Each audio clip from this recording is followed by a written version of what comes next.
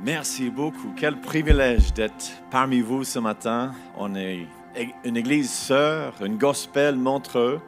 Et puis, c'est magnifique de voir ce que Dieu est en train de faire ici. J'étais avec Claire-Lise et Philippe l'autre soirée. Ils ont dit que vous étiez 15 personnes quand vous avez commencé, quoi. Wow! Et puis maintenant, il y avait plus que 15 sur la scène avec les enfants. C'est glorieux à voir ce que Dieu est en train de faire.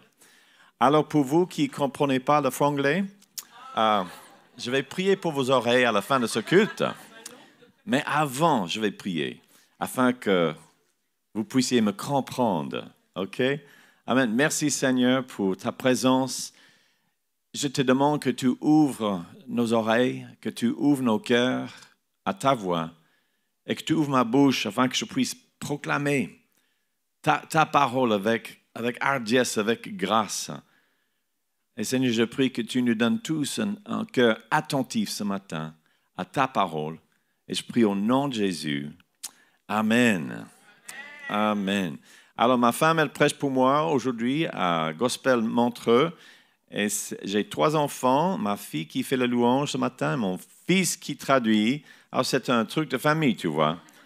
Et puis, on est vraiment reconnaissant pour ce que vous faites ici. Alors, j'ai une parole qui vient de l'Ancien Testament, de le livre de Nombres. C'est au début, c'est la loi, c'est là où la Bible commence. Et puis, nous voyons le cœur de Dieu depuis le début, ce qu'il aspire, ce qui lui plaît, et puis sa volonté pour notre vie. Alors, Dieu, il est patient, il a dû attendre 1500 années depuis Moïse. Mais c'est Moïse qui a écrit ça. Et puis, regardons dans vos Bibles, donc à Nombre. Je vais vous donner le contexte, Nombre chapitre 11.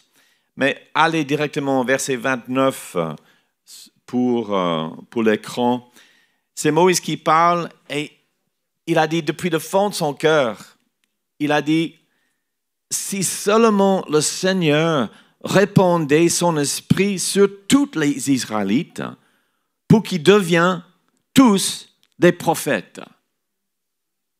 Alors ça, c'est 1500 années avant Jésus-Christ. Et Moïse, dès ce moment-là, il aspire pour le jour de Pentecôte. Je crois que c'est un indice que Dieu nous donne. Dans le désert, 1500 années avant Jésus-Christ, Dieu, il aspire que chaque personne reçoive le Saint-Esprit, déborde du Saint-Esprit. Qu'ils soient tous prophètes. C'est une communauté un peu bizarre. 2 prophètes qui se rencontrent. Tu sais comment ils se rencontrent? Si moi je vois Philippe, je dis « Comment ça va Philippe ?» Mais les prophètes, non, ils disent « Ah, toi tu vas bien, comment je vais aujourd'hui ?» Et puis, non mais, 1 million de Juifs et Moïse, il aspire qu'ils soient tous remplis du Saint-Esprit. Alors le contexte, c'est que Moïse, son beau-père, Jéthro, lui a dit, il faut déléguer. Tu as trop, tu prends trop sur toi. Il faut déléguer. Et puis ils ont choisi 70 anciens. Et Dieu, il a mis son Esprit Saint sur les 70 anciens pour aider Moïse. Pas pour diriger Moïse, mais pour aider Moïse. 68 de ces hommes, ces anciens, ils sont venus avec Moïse dans le tente pour une réunion de conseil, le premier conseil, tu vois. Et puis, mes 2, ils sont restés au milieu du peuple. Et puis, ils étaient en train de prophétiser. Et un jeune homme, il est venu dans le tente. Il a dit, Moïse, Moïse, il y a 2 personnes qui sont en train de prophétiser dans la foule. Et puis, Josué, l'assistant pasteur, il a dit, Moïse, arrêtez-le. Et Moïse, il a dit, pourquoi est-ce que tu es jaloux? Tu es jaloux pour moi? Je souhaite que tous soient prophètes. Pas juste 70 personnes. La délégation, c'est important, mais ça vient de l'Ancien Testament. Dieu ne veut pas une délégation. Il veut une diffusion totale. Une diffusion de son Esprit Saint. Il y a 15 ans en arrière, on avait 2 papes. Je ne sais pas si vous vous rappelez de ça. Certains, vous êtes trop jeunes. Mais il y a 15 ans en arrière, on avait 2 papes en même temps parce que le pape n'est pas décédé, il a tiré son retraite. Et le téléjournal, ils étaient partout, waouh! Et puis, ils ont dit que Dieu est fâché. Pourquoi? Parce qu'un éclair a touché le Vatican. Je ne sais pas si vous vous rappelez de ça. Non?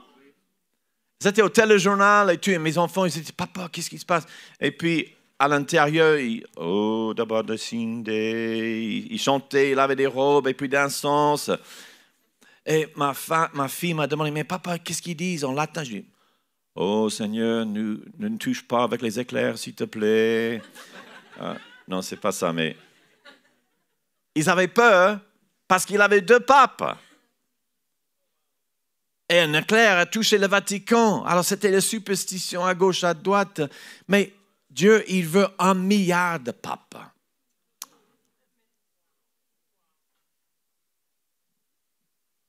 Vous êtes là? Dieu n'est pas fâché parce qu'il y a 2 papes. Il veut 1 milliard de papes. Pas pour gouverner ou diriger l'Église, mais pour servir l'humanité. Depuis le début, Dieu a souhaité une diffusion totale. Depuis le début, donc à Exode, chapitre 19, qu'est-ce qu'il est écrit? On va voir tout à l'heure. Je vais trop vite. Je veux aller droit au but. Mais Moïse, si tu vois dans le contexte, c'est une comparaison avec les églises aujourd'hui. Dès que tu as une pyramide, Moïse, Nombre, chapitre 11, verset 15, il a dit, Seigneur, si c'est comme cela, tue-moi maintenant. Et le peuple, 1 million de personnes, ils avaient soif et faim du concombre et des oignons, de l'Égypte. Et ils se plaignent de la parole de Dieu, ils se plaignent de la manne. Moïse souhaitait mourir, le peuple souhaitait la manne et Josué était jaloux. Ça, c'est une image d'une église méga church aux États-Unis maintenant. Ça ne va pas. Et puis Dieu, il voit d'autres choses pour nous. Il a quelque chose de glorieux pour nous. Et il a écrit, il y a une méthode, il y a un modèle dans la parole pour nous. Ce qui se passe, je ne sais pas si vous connaissez le mot bottleneck en anglais. Comment ça s'appelle en français? Un goulot de bouteille. Quand tu mets la bouteille à l'envers, ça part goutte à goutte, ça ne parle pas rapidement. C'est une embouchure. Comment? C'est ce que j'ai dit, embouchure.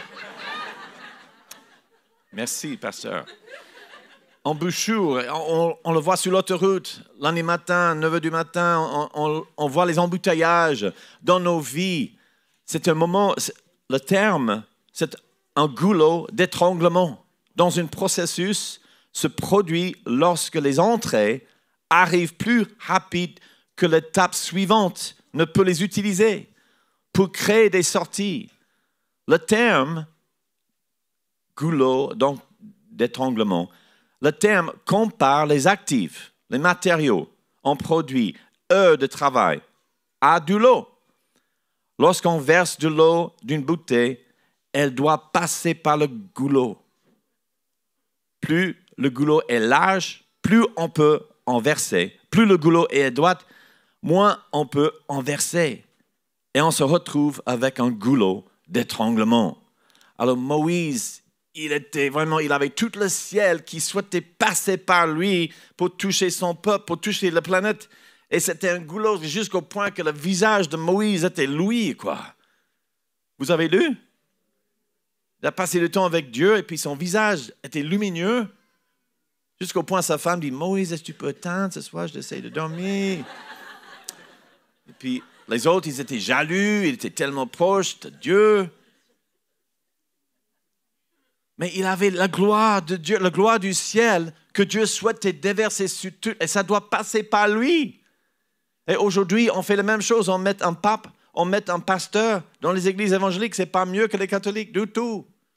On met un homme sur un pédestal. Et c'est égal si vous avez 3 000, 10 000, 15 000. Dès que tu as une pyramide, tu as un bottleneck.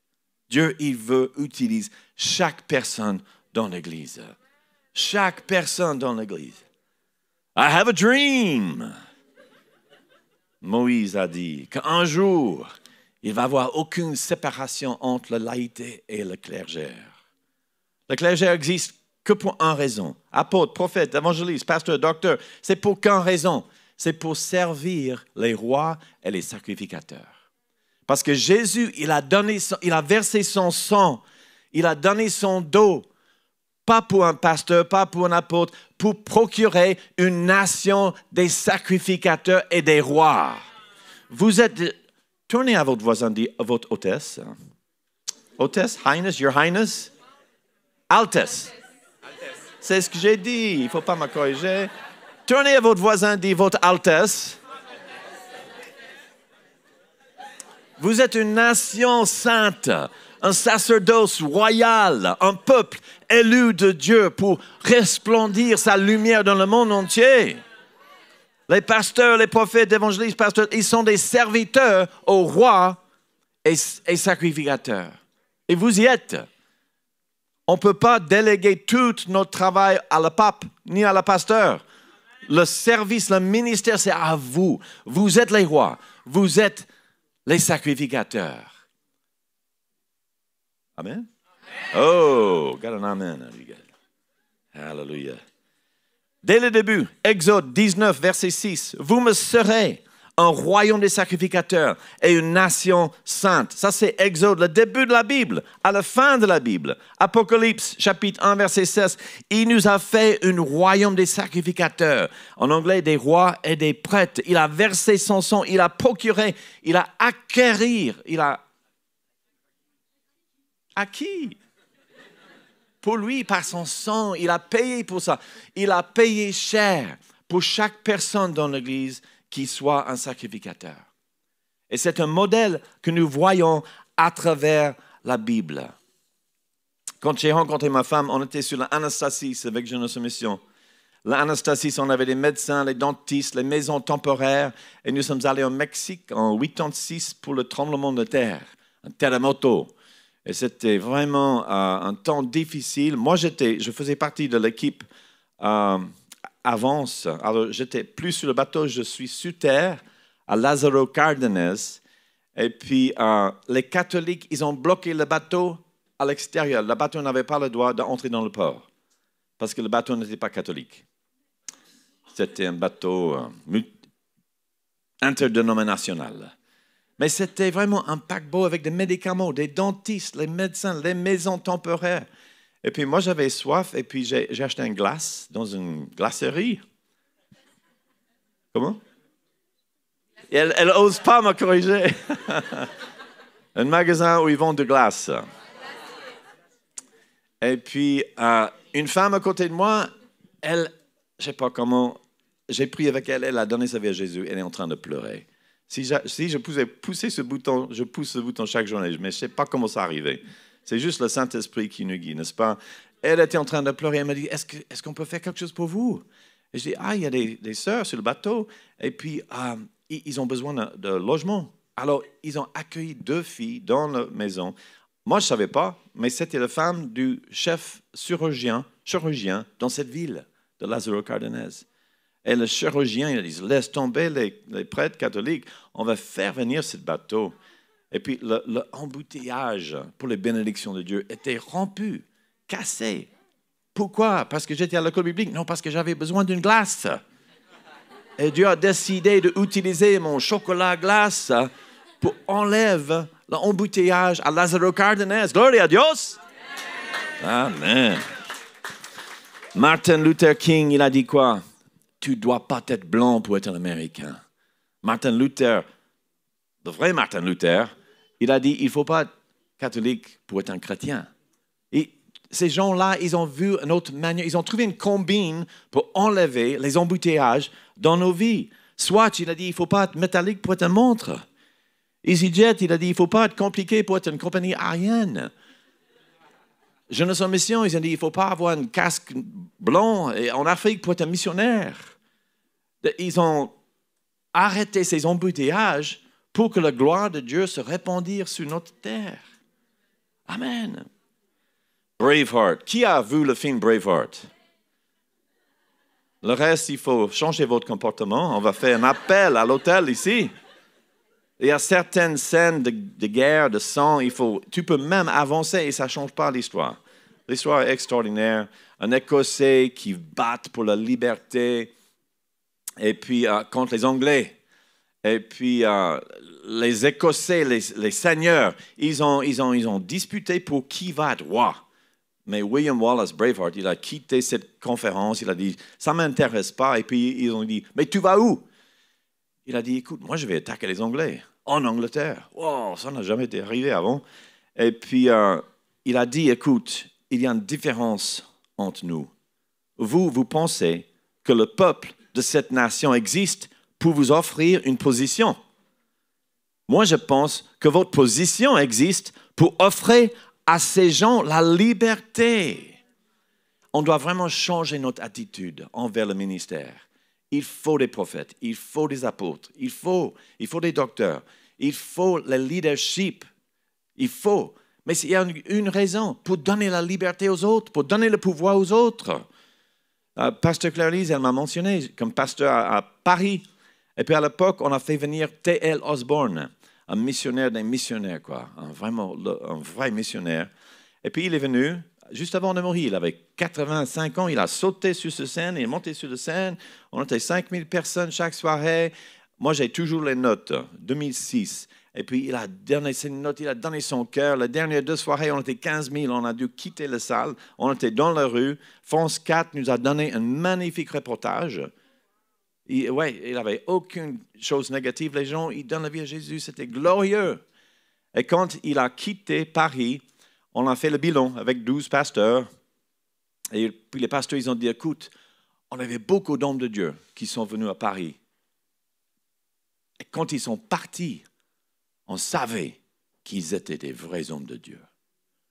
Mais T.L. Osborne, quand il a quitté Paris, on savait que nous sommes des hommes de Dieu. Et pour moi, ça, c'est la différence entre un vrai ministère et juste quelqu'un qui veut que tu signes une liste abonnement pour le ministère, tu vois. Et peut-être il partage les versets bibliques, mais un vrai ministère va vous équiper, va vous encourager, va vous faciliter le ministère du Seigneur. Hallelujah. Alors, comment est-ce qu'on peut avoir cette diffusion dans le corps de Christ? Il faut juste réaliser qu'il ne faut pas être le leader, il ne faut pas être le meilleur. Il faut juste réaliser qu'il faut être le moins. Parce que nous avons lutté pour être, on entend un pasteur qui prêche, un missionnaire, un bon chrétien doit être un missionnaire. Une fille qui partage sur l'intercession. Ok, d'accord, un bon chrétien doit être missionnaire et intercesseur. Et puis quelqu'un qui vient et enseigne la parole de Dieu magnifiquement. Un vrai chrétien doit être enseignant, missionnaire qui intercède. Et puis après, un vrai chrétien doit être un évangéliste, aller dans les théâtres. Et puis ça, c'est un vrai chrétien. Intercède, missionnaire, qui va dans les théâtres et qui enseigne la parole de Dieu comme Lauren Cunningham, je ne sais pas quoi. Et on a cette image d'un vrai chrétien qui est trop. C'est trop. Personne peut être comme ça. Chacun de nous, nous avons notre tâche. Mais ça, c'était le problème de Josué. Il a dit, Moïse, arrêtez-le. Il faut qu'ils arrêtent de prophétiser. Il était jaloux. Normalement, les pasteurs assistants, ils sont comme ça tous. C'est pour ça que je n'ai pas un assistant pasteur chez moi. Non, je rigole. Je rigole. Ce n'est pas vrai, c'est pas vrai. Mais c'est un problème. Et ce n'est pas juste un assistant pasteur. Paul, l'apôtre, 1 Corinthiens chapitre 3, il a dit quoi? Vous êtes charnel parce que vous dites, moi je suis d'Apolle, moi je suis d'Apollos. Toujours en train de disputer qui est le plus grand. Les disciples, Matthieu, Marc, Luc et Jean, chaque livre, ils sont en train de disputer, même la nuit avant que Jésus est crucifié. Qui est le plus puissant disciple? Même Jean, il a crié. Et moi, j'ai battu Pierre à le tombeau. Le lendemain, on a couru. Et moi, j'étais plus rapide que Pierre. Mais la vérité, c'est que Marthe et Marie, ils ont battu Pierre et Jean au tombeau. Mais ce n'est pas mentionné dans la Bible. Et Marthe, elle a battu Marie au tombeau. Parce que les femmes, ils s'en fichent, quoi. Ce n'est pas dans la Constitution. Ils marchaient main en main au tombeau. Pierre et Jean, ils ont dit, arrête-toi. Et puis, les gens, ils veulent être le premier, ils veulent être le tête. Mais ce problème est résolu dans le livre de Corinthe avec « Ne savez-vous pas, vous êtes le temple du Saint-Esprit ». Ça résout tous les problèmes dans ce livre de Corinthe. Ils avaient l'immoralité. Et puis Paul, il a dit quoi? Il a dit « Ne savez-vous pas, vous êtes le temple du Saint-Esprit ». Vous avez une vie, un appel 1000 fois mieux que l'immoralité. Vous avez une vie, un appel 1000 fois mieux que la compétition. Vous n'êtes pas Paul, vous n'êtes pas Apollos. Ils sont qui, Paul et Apollos? Ils sont qui? Ils sont que des collaborateurs avec Dieu. Vous êtes l'édifice de Dieu. Vous êtes le jardin de Dieu. Vous êtes l'endroit où Dieu va planter des miracles. Il va planter sa volonté. Un prophète, il tourne la terre, quoi.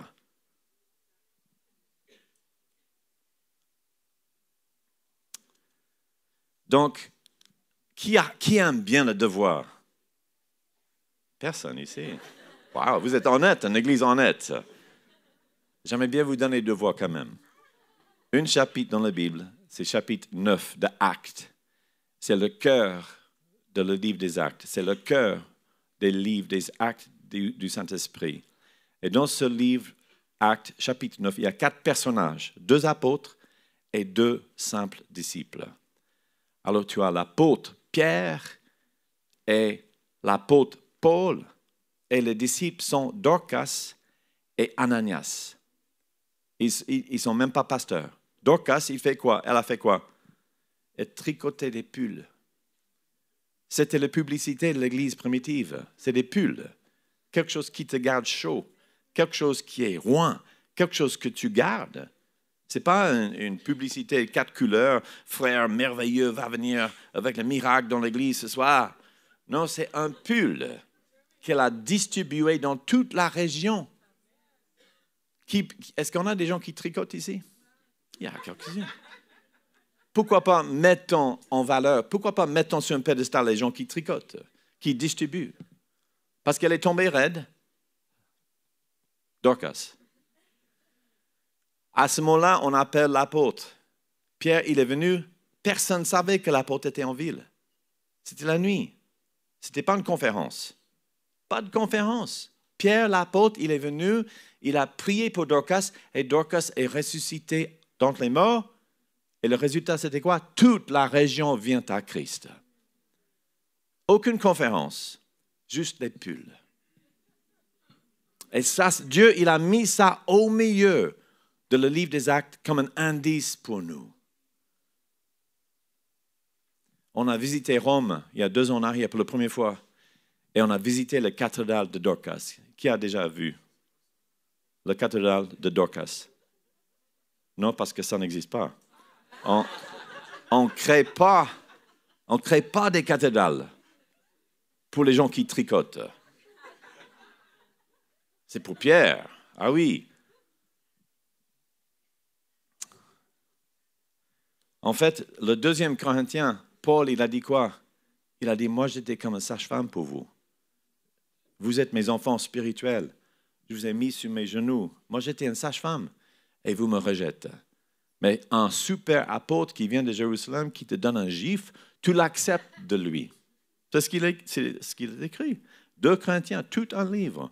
Où Paul, parce que les gens, comme pasteur, ils veulent Rambo. Ils veulent quelque chose, ils veulent la guerre spirituelle. N'est-ce pas? La guerre spirituelle, ça vient de Timothée.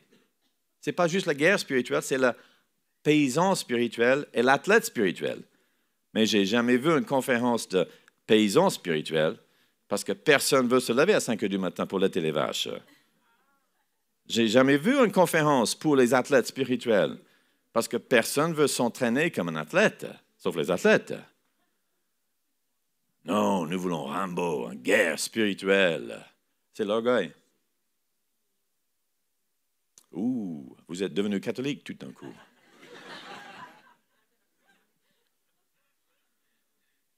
Wow! C'est un peu l'orgueil. Et Dieu, il veut utiliser le moindre. Une femme qui était divorcée 5 reprises, son mari.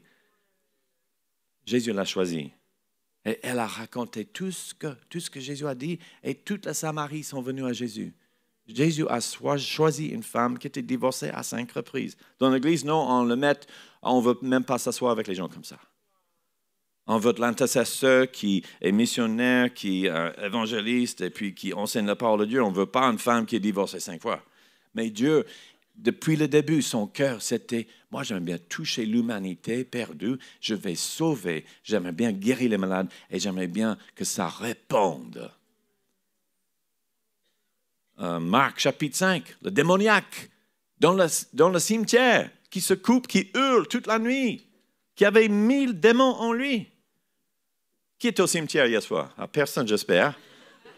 Mais ça, c'est les gens que Dieu a choisis. Et 10 villes entières, ils ont reçu Jésus à cause de cette démoniaque. Nous cherchons à être le meilleur. Et Dieu, il cherche le moindre. Le moindre. En Corinthiens chapitre 15, verset 9, Paul, il a dit, je suis le moindre des apôtres. Ouais, qu'est-ce qu'il était humble. Non, ce n'était pas la fausse humilité, c'est la parole de Dieu. Et il disait la vérité. Il a dit, j'étais le moindre des apôtres. Et Dieu a utilisé le moindre plus que tous les autres. Mais il était le moindre. Parce que les autres apôtres, ils n'ont pas tué les chrétiens à gauche à droite. Paul a tué des chrétiens. Il va arriver au ciel et puis il va rencontrer les gens qu'il a tués. Et les familles de ces gens qui l'ont pardonné. Il a même prêché dans les églises où il a tué des gens. Ça, c'est la grâce de Dieu. Mais il a dit, moi, je suis le moindre des chrétiens, moindre des apôtres. La femme qui avait sa fille qui était possédée d'un démon. Et Jésus a dit, je ne peux pas donner le pain aux chiens. Et puis, elle a dit quoi? Ah, oui, je suis un chien. Non, elle n'a pas dit ça. Elle a dit, juste une miette de la parole de Dieu. Juste une parole, juste une miette, juste un tout petit peu de la parole de Dieu peut délivrer ma fille. Et puis Jésus a dit, waouh, ça c'est la plus grande foi que j'ai jamais vue. Pas une grande foi, pas quelqu'un qui a liquidé sa maison, qui est parti pour l'Australie, pour Jeunesse en mission. C'est une femme qui dit juste une miette de la table peut guérir ma fille. N'est-ce pas? Jésus, il a dit, si vous avez la foi d'une graine de moutarde, tu vas déplacer les montagnes. Beaucoup d'Américains y voient la délégation comme la solution. Et dans le livre des Actes, chapitre 6, ils avaient minimum 50 000 chrétiens à Jérusalem. Alors pour servir les veuves, ils ont délégué à 7 diacres. Étienne, Philippe faisaient partie. Une délégation de 7 personnes avec 50 000. La délégation, ce n'était pas le moteur qui a créé le réveil. C'était juste une manière pour servir à la fin. Mais l'explosion a déjà été arrivée par le Saint-Esprit, cette diffusion du Saint-Esprit. On peut aspirer à ça. Mais les délégations de Jéthro et Moïse, les 70 anciens, ils sont devenus le Sanhédrin qui ont condamné Jésus. Ce n'était pas la solution. C'est sage, délégation, c'est important, mais ce n'est pas la solution. La solution, c'est une diffusion. On doit vraiment aspirer à cette diffusion du Saint-Esprit. Alléluia. Matthieu chapitre 11, versets 11 à 12, Jésus l'a dit, de tous les hommes qui ont jamais existé, le plus fort, c'était Jean-Baptiste. Parce que les autres prophètes, ils ont parlé de Jésus, mais Jean-Baptiste a carrément ouvert la porte pour Jésus. Et Jésus est entré dans la pièce. Mais il a dit, le plus petit dans le royaume de Dieu, le plus petit chrétien, est plus fort que Jean-Baptiste. Jean-Baptiste ouvre la porte pour Jésus, mais Jésus habite en nous. Jésus, carrément, il habite. Le plus nouveau converti dans cette église est plus fort que Jean-Baptiste. Mais dès que nous mettons Jean-Baptiste, dès que nous mettons un pope américain, dès qu'on met, on rigole, dès qu'on met un pasteur, un prophète, tu retournes à l'Ancien Testament. Et ce n'est pas sain. Moi, je viens de Dallas, Texas, on avait 15 000 personnes dans l'église, 9 000 places. Tu prends le Stravinsky à Montreux, multiplié par 3, ça c'est notre église. John Bevere, il prenait soin des enfants, du pasteur. Moi, j'étais dans l'ordinateur. On avait 450 employés plein temps. 150 millions de budget chaque année. Et le pasteur était comme quelqu'un d'extraterrestre, carrément. Mais il a chuté. Alors, il y a beaucoup de fruits, parce que ce qu'il prêchait, c'était bon. Le pasteur de Joyce Meyer était étudiant. Mon pasteur à Dallas, assistant, était suisse. Stephen Steinle, de Bâle.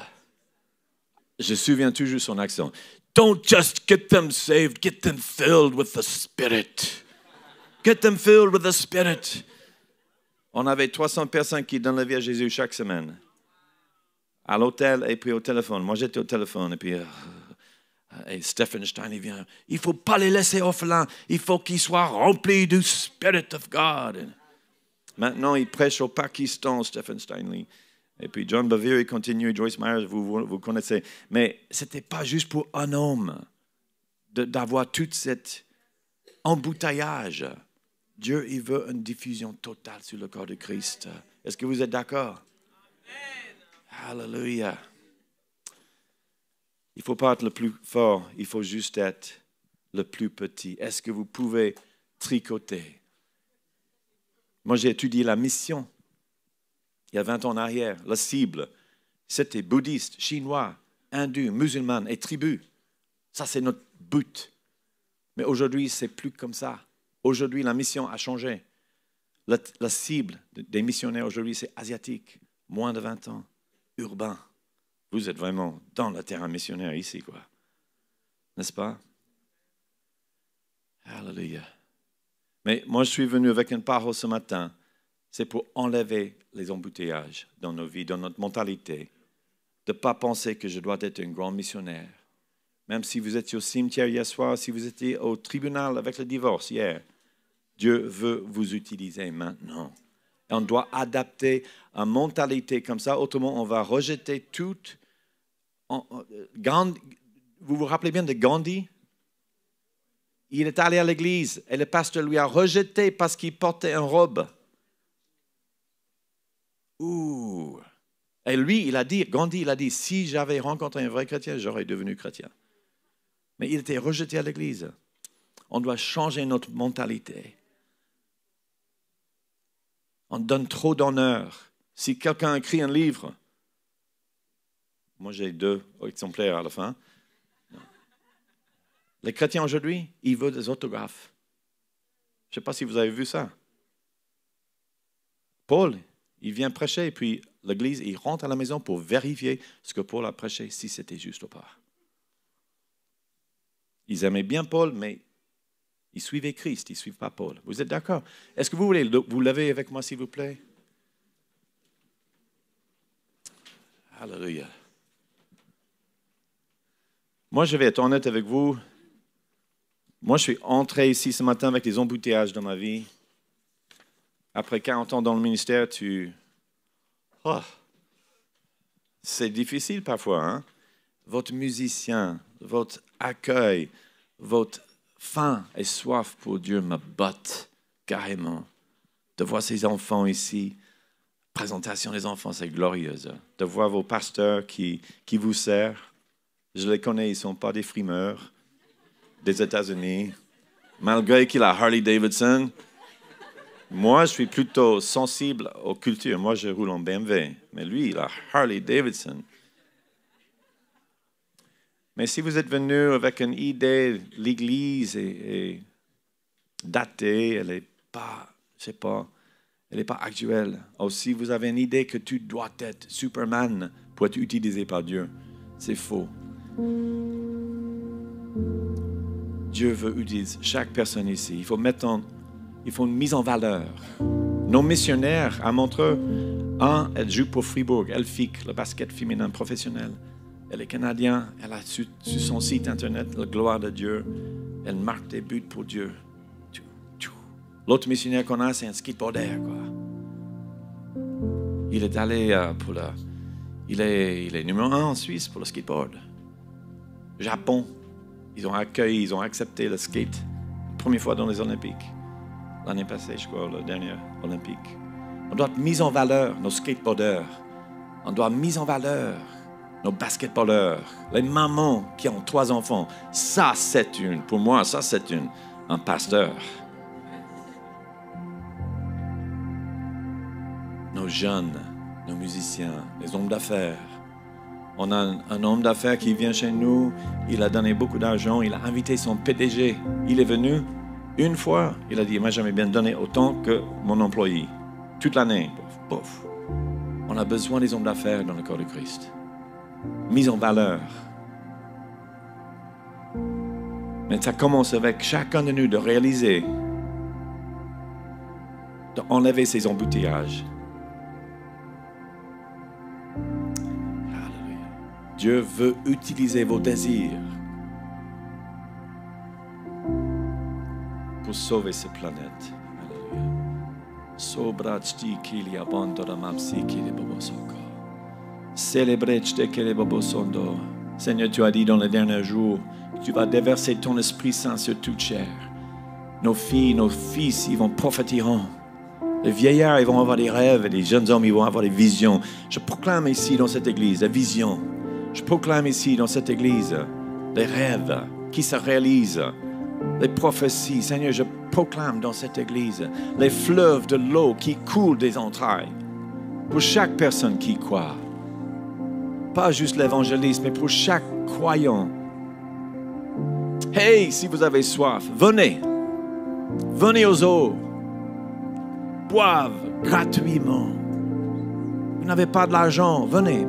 Mangez. Buvez. Sobraj digela baba sataka da baba sakaya. Sombra baji la baba soko. Si bridge digela baba soko la baba sakata basaka. Alléluia. Pasteur Claire-Lise, il a eu cette vision d'un nouveau chapitre dans nos vies. Moi, j'ai entendu ça, j'ai reçu au nom de Jésus. Seigneur, pour cette église, qu'elle est glorieuse, une église glorieuse. Mais Seigneur, avec ce nouveau chapitre, avec des pages vierges, avec un stylo du Saint-Esprit qui va dessiner notre avenir. Nous t'accueillons, Saint-Esprit, nous t'accueillons, Jésus. Amen. Amen. Merci beaucoup.